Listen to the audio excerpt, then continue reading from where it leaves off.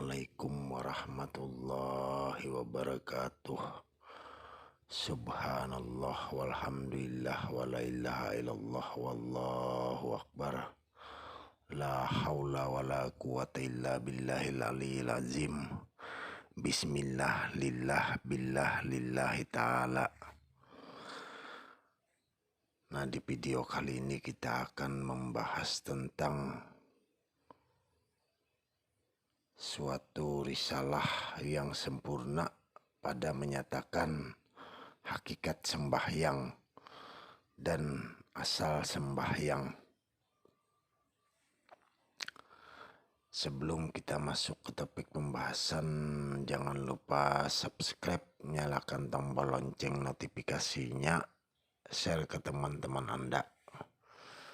Jadi bagikan video ini ke saudara Anda, keluarga Anda, teman Anda, orang terdekat Anda, orang yang Anda kenal agar video ini membawa manfaat buat orang banyak.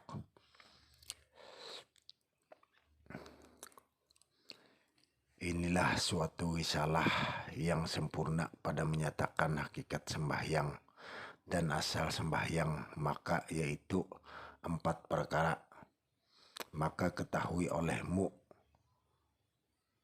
seyogianya bagi segala arif hendaklah mengetahui pada hakikat yang keduanya, yaitu wajib atas orang ahli hakikat bahwa mengetahui yang kedua adanya.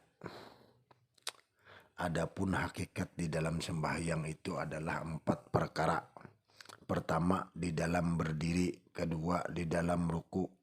Ketiga, di dalam sujud. Keempat, di dalam duduk. Adapun di dalam hakikatnya, berdiri yaitu kepada huruf alif, ruku yaitu kepada huruf lam awal, sujud yaitu kepada huruf lam akhir, duduk yaitu kepada huruf ha domir. Maka berdirilah dalam sembahyang itu mengata Allahu Akbar. Ruku dalam sembahyang itu mengata Allahu Akbar. Maka sujud dalam sembahyang itu mengata Allahu Akbar. Maka duduk dalam sembahyang itu mengata Allahu Akbar. Maka tiadalah kita mengata sembahyang itu hanyalah dengan sendirinya. Adapun asal sembahyang itu yaitu asal daripada 4 berdiri. 1 berdiri, maka asal berdiri itu yaitu asal daripada api, bukan api pelita, bukan api bara. Adapun hakikat api itu artinya sifat jalal albar. Dan arti jalal itu kebesaran Allah Ta'ala, yaitu 2 perkara kuat dan lemah. Adapun yang kuat dan lemah itu Allah Ta'ala, si hamba itu sekali-kali tiada mempunyai kuat dan lemah, karena hamba itu dipanakan dan lemahnya hamba itu dilemahkan. Maka nyatalah Allah Ta'ala itu berbuat sekehendaknya. Tiada siapa yang menyuruh dan tiada siapa yang disuruh, melainkan zat dengan sendirinya. Allah Ta'ala berbuat barang sekehendaknya. Yang dipanakan tatkala berdiri itu adalah serta af'al kita yang baru. Tiada yang diperbuat dalam sembahyang itu, hanya Allah yang punya perbuatan zahir dan batin. Kedua, ruku. Adapun ruku itu asalnya daripada angin, bukan angin barat dan bukan angin timur. Adapun artinya angin itu hakikat sifat jamal Allah, dan arti jamal itu keelokan Allah Ta'ala, yaitu 2 perkara. Pertama, tua, kedua muda. Adapun arti tua dan muda itu pun Allah. Hamba itu sekali-kali tiada mempunyai tua dan muda, karena tua dan muda itu pada si hamba adalah dituakan dan dimudahkan. Dan Allah Ta'ala juga yang dipanakan ketika ruku itu sekali-kali semata-mata tiada kita yang baharu. Jadi bukan kita, melainkan Allah juga. Tiada nama dua dalam sembahyang, hanya Allah zahir dan batin. Ia juga Allah yang pertama dan yang kemudian, yaitu Allah. Dan ia juga yang zahir dan yang batin, tiada lainnya hanya Allah. Adapun sujud itu asal daripada air, bukan air laut dan bukan air sungai. Adapun artinya air itu hakikatnya sifat kahar Allah, dan arti kahar itu keesaan Allah Ta'ala. Mematikan itu Allah dan yang menghidupkan itu Allah. Maka hidup dan mati itu semuanya iradahnya. Hamba itu sekali-kali tiada ia mempunyai hidup dan mati. Hidupnya hamba itu pun dihidupkan, matinya itu si hamba, semuanya dihidupkan dan dimatikan oleh Allah Subhanahu wa Ta'ala.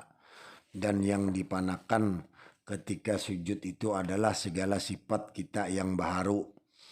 Tiada yang hidup dan tiada yang tahu, dan tiada yang kuasa dan tiada berkehendak, dan tiada mendengar dan tiada melihat, dan tiada yang berkata-kata pada sembahyang itu, melainkan zat dengan sendirinya, zahir dan batin adanya.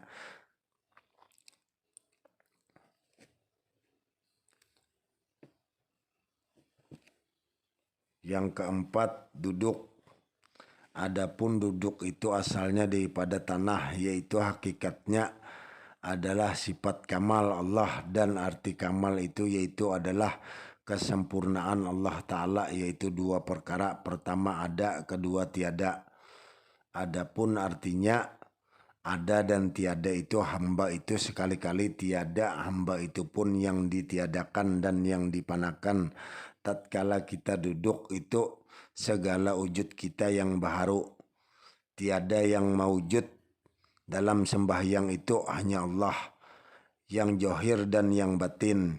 Inilah hakikat di dalam sembahyang. Adapun tauhid dalam sembahyang itu yaitu esa tiada dua, yakni yang dikehendaki esa tiada dua, tauhid kepada Allah Ta'ala esa. Tiada wujud dua dan tiada rupa dua dan tiada nama,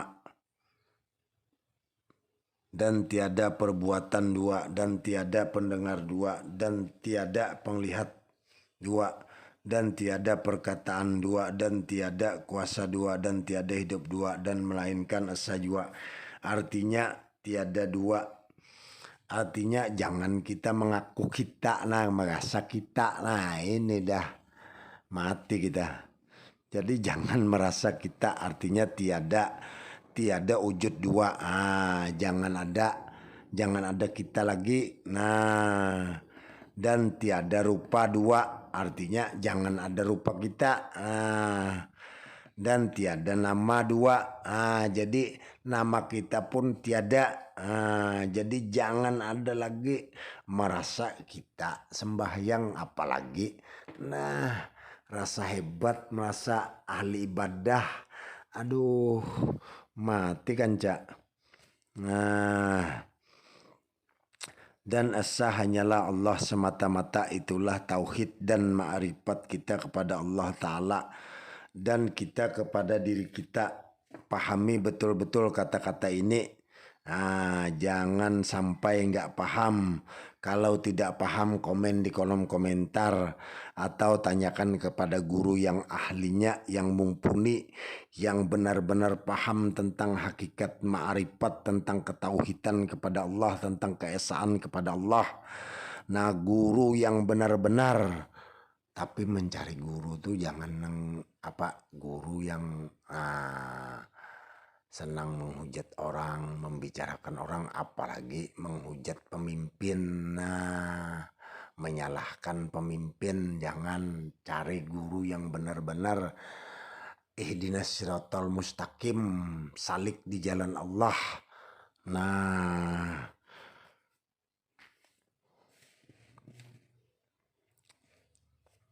dan esa hanyalah semata-mata itulah tauhid dan ma'rifat kita kepada Allah Ta'ala. Nah, dan jika tiada yang demikian itu, tauhid kita dan ma'rifat kita di dalam sembahyang itu adalah syirik yang amat besar. Nah, naudzubillahi min dzalik. Barang siapa di dalam itikadnya melihat dua, maka yaitu syirik. Nah, karena syirik itu terlebih hampir kepada kafir. Hampirnya syirik dengan kafir itu seperti putihnya mata dengan yang hitamnya. Dan orang yang menjadikan yang tiada itu karena tiap-tiap yang harus zat itu maka tiadalah adanya. Misalnya, nah umpamanya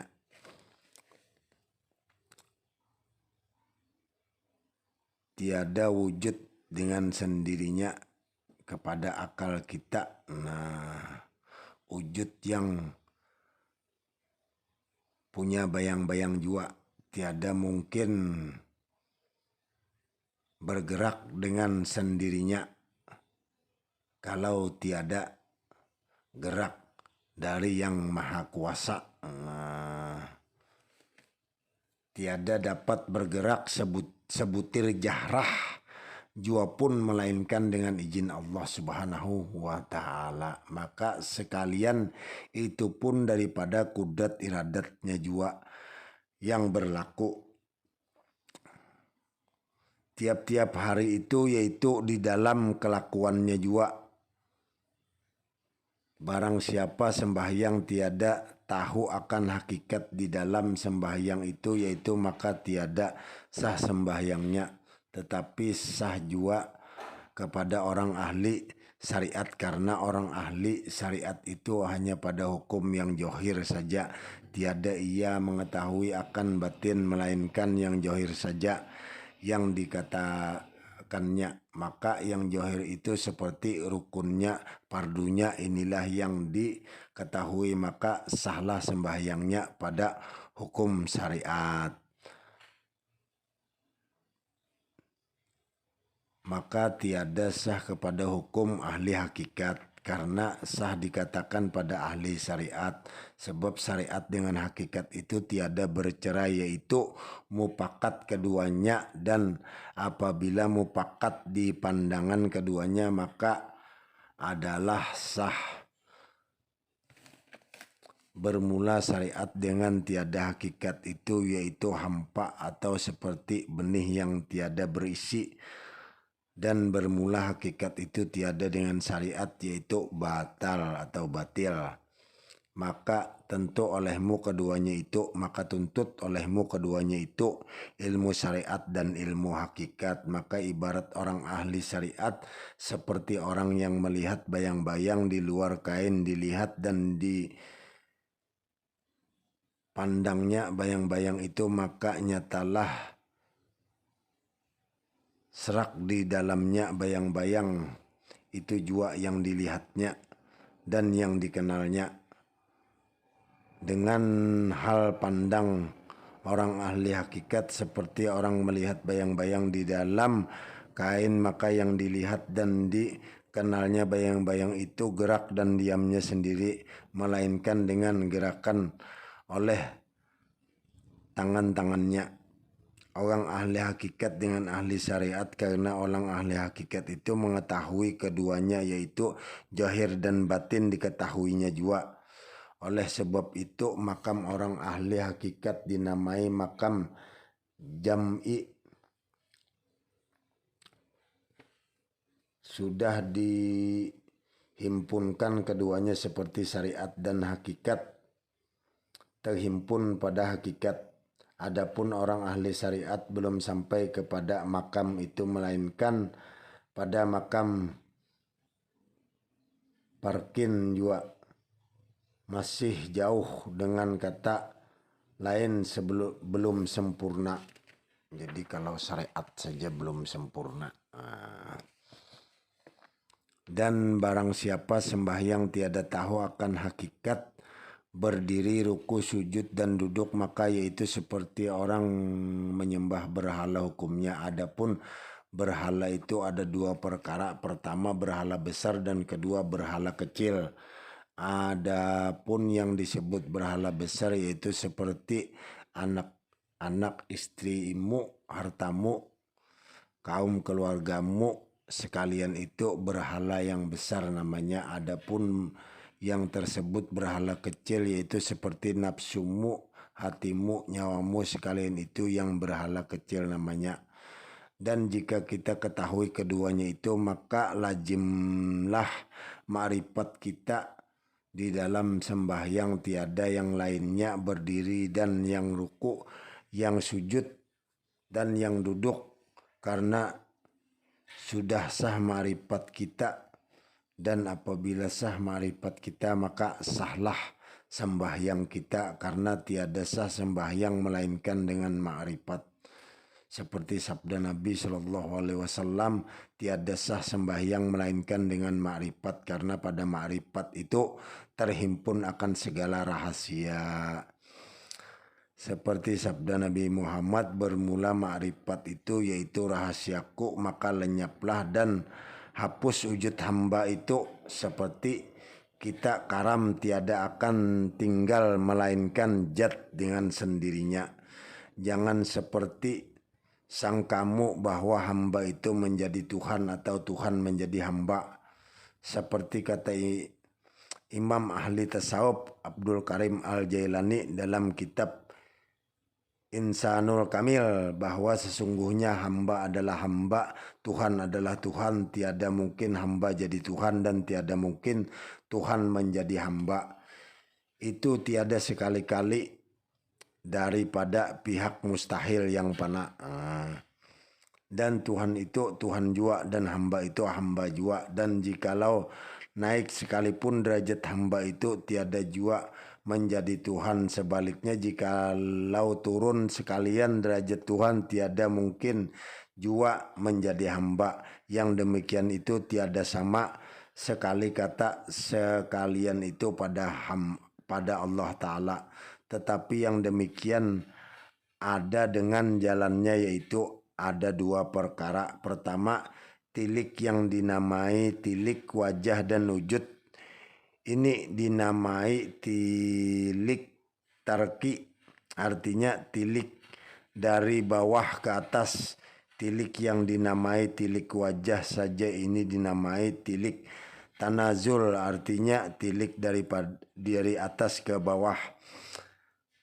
Terjadilah dalam makam pandangan kita apabila dipandang dari wajah wujud, manakah ada lainnya sekalian itu Allah semata-mata, pada yang johir dan batin pun jua. Nah, jadi semuanya johir dan batin nyatalah Allah jua adanya. Apabila ditilik kepada wajah tarki dan menilik pula kepada wajah tanazul seperti tilik keduanya, yakni sekalian itu bukan melainkan hamba jua. Yang demikian itu adalah ibarat kepada segala ahlullah, artinya ahli Allah. Adapun hamba itu diumpamakan bintang dan Tuhan itu diumpamakan matahari. Maka tatkala malam yang terang, maka itulah rupanya segala bintang, yang kecil-kecil dan yang besar-besar kelihatan tiada terlindung barang sesuatu. Dan apabila pagi hari, maka terbitlah matahari, lenyaplah segala bintang-bintang itu daripada terpancar cahaya matahari. Demikian itulah perumpamaan hamba dengan Tuhan. Perhatikan benar-benar, tiada masuk bintang itu ke dalam matahari dan tiada keluar bintang itu daripada dalam matahari. Demikian tamsilnya hamba itu Tuhan. Maka yaitu mustahil kepada akal kita bintang itu jadi matahari. Begitu juga matahari jadi bintang-bintang. Dan bintang itu bintang jua dan matahari itu matahari jua. Maka paham olehmu kata-kata ini dengan sempurna dan bertanyalah kepada yang ahlinya, karena hal ini rasa-rasa sulit dibicarakan kalau tidak sesuai dengan martabat seseorang, dan bila bagi orang awam yang mendapat makrifat seperti yang lainnya itu melainkan orang yang arif juga, karena orang yang arif itu selalu dan senantiasa dipanakan dirinya dan tiada melihat yang lain daripada dirinya, karena sudah karam wujudnya. Orang arif itu di dalam bahrul adam, artinya kepada laut anzil namanya. Ini terjadi pada beberapa aulia yang karam di dalam itu pikirannya. Olehmu perkataan ini terlebih maskul ma'rifat itu atas orang yang kurang akal, maka hendaklah diusahakan betul-betul kepada guru yang kamil, mukamil, dan guru yang arzan, yang sempurna lagi sempurnanya, supaya jangan sesat di dalam makrifat, agar makrifatmu jangan sesat pengenalanmu kepada Allah Subhanahu wa taala jangan sampai salah, dan janganlah pula jadi seolah-olah seperti orang bertuhan kepada diri, maka kafirlah ia. Kita berlindung pada Allah daripadanya. Wallahu a'lam bishawab. Sekian dulu dari saya. Apabila salah-salah kata, salah dalam ucapan, salah dalam perbuatan, salah dalam perkataan, salah dalam saya menyampaikan, ada perbedaan kata, perbedaan pendapat, saya mohon maaf, minta halal, minta ridha fid dunya wal akhirat. Tiada lain dan tiada bukan tujuan kita di sini hanya supaya orang mengenal Allah, agar orang beradab, berakhlakul karimah, berbudi pekerti luhur, agar kita saling bercinta-cintaan, saling berkasih sayang, saling mengasihi, saling menyayangi satu dengan yang lainnya, saling menghormati, saling menghargai satu dengan yang lainnya, apapun agamanya, apapun rasnya, apapun yang diimaninya, apapun yang diimaninya, hendaklah kita saling bercinta-cintaan, berkasih sayang, saling menghormati, saling menghargai satu dengan yang lainnya. Akhirul kalam, wabillahi taufiq wal hidayah.